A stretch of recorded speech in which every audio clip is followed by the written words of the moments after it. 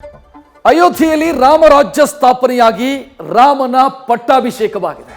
ಇವತ್ತಿನಿಂದ ಭಕ್ತರಿಗೆ ಬಾಲರಾಮ ದರ್ಶನ ಕೊಡ್ತಾ ಇದ್ದು ತಮ್ಮ ಆರಾಧ್ಯ ದೈವವನ್ನು ಕಾಣುವುದಕ್ಕೆ ಲಕ್ಷಾಂತರ ಸಂಖ್ಯೆಯಲ್ಲಿ ಭಕ್ತರು ರಾಮನೂರಿಗೆ ಲಗ್ಗೆ ಇಟ್ಟಿದ್ದಾರೆ.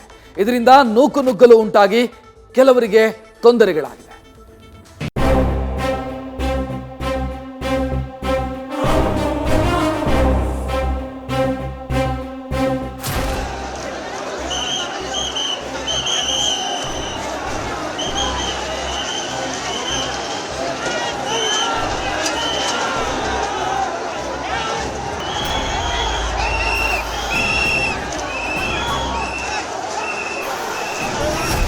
ಎಲ್ಲಿ ನೋಡಿದ್ರೂ ಭಕ್ತ ಸಾಗರ, ದಶ ದಿಕ್ಕುಗಳಲ್ಲೂ ಜೈ ಶ್ರೀರಾಮ್ ಅನ್ನುವಂಥ ಉದ್ಘೋಷ.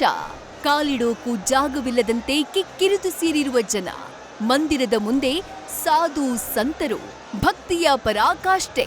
ಜನಜಂಗುಳಿಯಲ್ಲಿ ಸಿಕ್ಕಿ ಅಸ್ವಸ್ಥರಾದ ಭಕ್ತರು, ಮಗುವನ್ನ ಕಳೆದುಕೊಂಡು ಮಹಿಳೆಯ ಕಣ್ಣೀರು.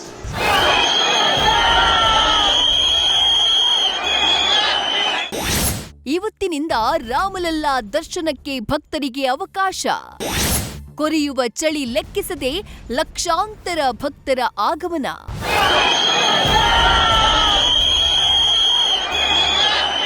ಅಯೋಧ್ಯೆಯಲ್ಲಿ ಬಾಲರಾಮನ ಪಟ್ಟಾಭಿಷೇಕ ಬೆನ್ನಲ್ಲೇ ಇವತ್ತಿನಿಂದ ರಾಮಲಲ್ಲಾ ದರ್ಶನಕ್ಕೆ ಭಕ್ತರಿಗೆ ಅವಕಾಶ ನೀಡಲಾಗಿದೆ. ಈ ಹಿನ್ನೆಲೆ ದೇಶದ ಮೂಲೆ ಮೂಲೆಗಳಿಂದ ಭಕ್ತರು ಬಾಲರಾಮನನ್ನ ಕಣ್ತುಂಬಿಕೊಳ್ಳೋಕೆ ರಾಮರಾಜ್ಯಕ್ಕೆ ದಾಂಗುಡಿ ಇಡ್ತಿದ್ದಾರೆ. ಕೊರೆಯುವ ಚಳಿಯನ್ನು ಲೆಕ್ಕಿಸದೆ ಶತಶತಮಾನಗಳ ಕಾಯುವಿಕೆಯ ನಂತರ ತಮ್ಮ ಆರಾಧ್ಯ ದೈವವನ್ನ ಕಾಣೋಕೆ ಭಕ್ತರು ಲಕ್ಷಾಂತರ ಸಂಖ್ಯೆಯಲ್ಲಿ ಸೇರಿದ್ದಾರೆ.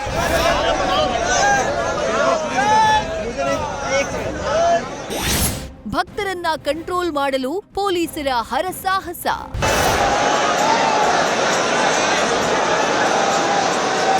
ಮಂದಿರದ ಬಾಗಿಲು ತೆರೆಯುವ ಮುನ್ನವೇ ಬೆಳಗ್ಗೆ 3 ಗಂಟೆಗೆ ಜನ ಜಮಾಯಿಸಿದ್ದು ಮೊದಲ ದಿನದ ಮೊದಲ ದರ್ಶನಕ್ಕೆ ನೂಕುನುಗ್ಗಲು ಉಂಟಾಗಿತ್ತು.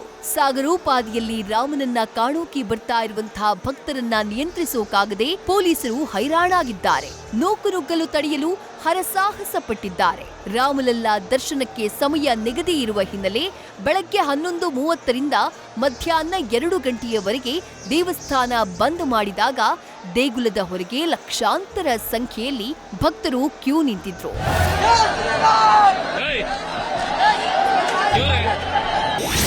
ನೂಕುನುಗ್ಗಲು ಹಿನ್ನೆಲೆ ಕುಸಿದು ಬಿದ್ದ ಭಕ್ತ.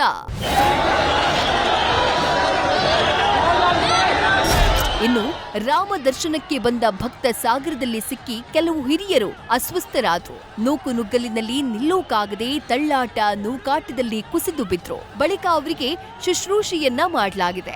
ಈ ವೇಳೆ ನ್ಯೂಸ್ ಫಸ್ಟ್ ವರದಿಗಾರ ಜಗದೀಶ್ ಕೂಡ ಭಕ್ತರ ನೆರವಿಗೆ ಧಾವಿಸಿದ್ರು.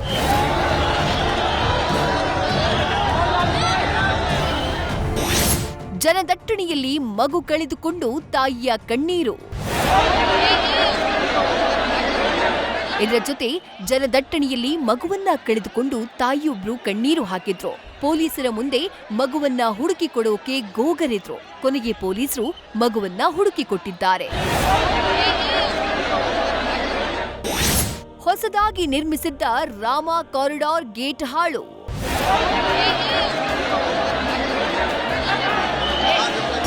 ಹೆಚ್ಚಿನ ಸಂಖ್ಯೆಯಲ್ಲಿ ಅಯೋಧ್ಯೆಗೆ ಬರುವಂತಹ ವಾಹನಗಳ ಮಾರ್ಗವೂ ಬದಲಾಗಿದ್ದು, ವಾಹನಗಳನ್ನ ಅಯೋಧ್ಯೆಯ ಒಳಗೆ ಪ್ರವೇಶಿಸೋಕೆ ಬಿಡದೆ ಮಾರ್ಗ ಬದಲಾವಣೆ ಮಾಡಲಾಗ್ತಾ ಇದೆ. ಈ ವೇಳೆ ಭಕ್ತರು ಮಂದಿರದ ಮುಖ್ಯ ಗೇಟ್ನ ತಳ್ಳಿಕೊಂಡು ಹೋಗಿದ್ದು, ಹೊಸದಾಗಿ ನಿರ್ಮಿಸಿದ್ದ ಕಾರಿಡಾರ್ನ ಗೇಟ್ ಹಾಳಾಗಿದೆ. ಭಕ್ತಾದಿಗಳನ್ನ ತಡೆಯೋಕೆ ಹೈರಾಣಾಗಿರೋ ಪೊಲೀಸರು ಮತ್ತೆರಡು ಬೆಟಾಲಿಯನ್ ಪೊಲೀಸರನ್ನ ಕರೆಸಿಕೊಂಡಿದ್ದಾರೆ. ಒಳಗಡೆಯ ಭಾಗದಲ್ಲೂ ಸಹಿತ ನಿಮಗೆ ಕೆಲವೊಂದು ವಿಜುವಲ್ಸ್ ಗಳನ್ನ ತೋರಿಸುವಂತಹ ಪ್ರಯತ್ನವನ್ನ ಪಡ್ತೀನಿ. ಒಳಭಾಗಕ್ಕೆ ನೀವು ನೋಡಿದ್ರೆ ಗೊತ್ತಾಗುತ್ತೆ. ಒಳಭಾಗದಲ್ಲೂ ಸಹಿತ ಪೊಲೀಸರು ಮತ್ತೊಂದು ಸುತ್ತಿನ ಬ್ಯಾರಿಕೇಡ್ ಗಳನ್ನ ಒಟ್ಟು 3 ಹಂತದಲ್ಲಿ ಇದೇ ರೀತಿಯಾಗಿ ಭಕ್ತಾದಿಗಳನ್ನ ತಡೆಯುವಂತಹ ಕೆಲಸವನ್ನ ಮಾಡ್ತಾರೆ. ಮತ್ತೆ ಮುಂಭಾಗದಲ್ಲಿರುವಂತಹ ಮುಖ್ಯ ರಸ್ತೆಯ ಬ್ಯಾರಿಕೇಡ್ ಏನಿದೆಯಲ್ಲ ಅದನ್ನ ಪೂರ್ತಿಯಾಗಿ ಕ್ಲೋಸ್ ಮಾಡಿದ್ದಾರೆ.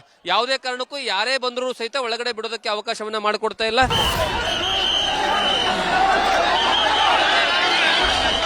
ರಾಮಲಲ್ಲಾ ಪ್ರಾಣ ಪ್ರತಿಷ್ಠಾಪನೆ ಬಳಿಕ ಅಯೋಧ್ಯೆ ಆಧ್ಯಾತ್ಮಿಕ ನಗರವಾಗಿ ಕಾಣ್ತಾ ಇದೆ.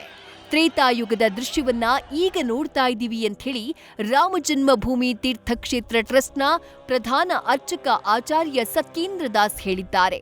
ಅಯೋಧ್ಯೆ ಈಗ ಭಕ್ತರಿಂದ ತುಂಬಿ ಹೋಗಿದೆ. ಎಲ್ರೂ ಇವತ್ತೇ ದರ್ಶನ ಪಡೆಯೋಕ್ಕಾಗಲ್ಲ ಅಂತ ಹೇಳಿದ್ರು.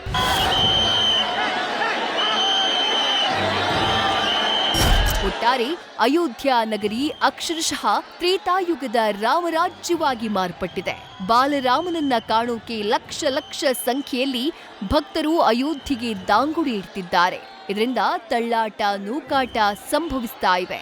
ಆದರೂ ರಾಮನ ದರ್ಶನಕ್ಕಾಗಿ ಬರ್ತಿರುವಂತಹ ಭಕ್ತರಿಗೆ ತಮ್ಮ ರಾಮ ಭಕ್ತಿಯ ಮುಂದೆ ಇನ್ಯಾವುದೇ ತೊಂದರೆಗಳು ದೊಡ್ಡದಾಗಿ ಕಾಣಿಸ್ತಿಲ್ಲ. Jagadish, news first, Ayodhya. News first ನಿರ್ಭೀತಿಯಿಂದ ನಿಮ್ಮ ಪರವಾಗಿ.